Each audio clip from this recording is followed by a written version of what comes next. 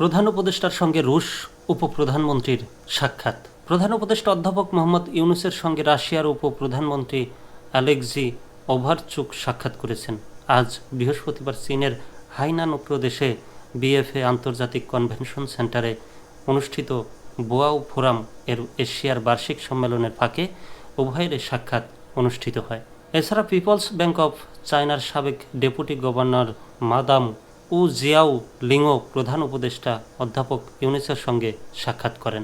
এ সময় বিদ্যুৎ, জ্বালানি ও খনিজ সম্পদ উপদেষ্টা মোহাম্মদ ফাউজুল কবির খান, প্রধান উপদেষ্টার উচ্চ প্রতিনিধি ডক্টর খলিলুর রহমান, এসডিজি বিষয়ক মুখ্য সচিব লামিয়া মোর্শেদ এবং প্রেস সচিব শফিকুল আলম উপস্থিত ছিলেন।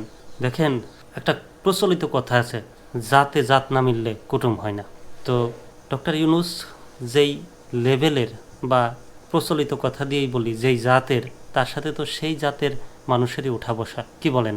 তিনি একজন শান্তিতে নোবেলপ্রাপ্ত ব্যক্তি, তার যে সুনাম রয়েছে সারা বিশ্বে, তার সাথে উঠা বসা করবে, সাক্ষাৎ করবেন দেশের বিভিন্ন প্রান্তের মানুষ, এবং যাদেরকে আমরা চিনিও না, বা কেউ কখনো কল্পনাও করে নাই যে বাংলাদেশকে এইভাবে রিপ্রেজেন্ট করা হবে।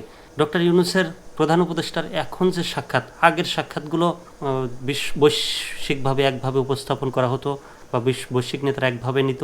এখন কিন্তু ডক্টর ইউনূসের সাথে বাংলাদেশ কথাটা অ্যাটাচড আছে, সম্পৃক্ত আছে। এই অ্যাটাচডের কারণে ডক্টর ইউনূসের সাক্ষাৎ মানে বাংলাদেশের নাম পরিচিতি তুলে ধরা। অনেক নেতাই আছেন বাংলাদেশ চেনেন না, অনেক ব্যক্তি আছেন বিশ্বে যারা বাংলাদেশকেই চেনেন না।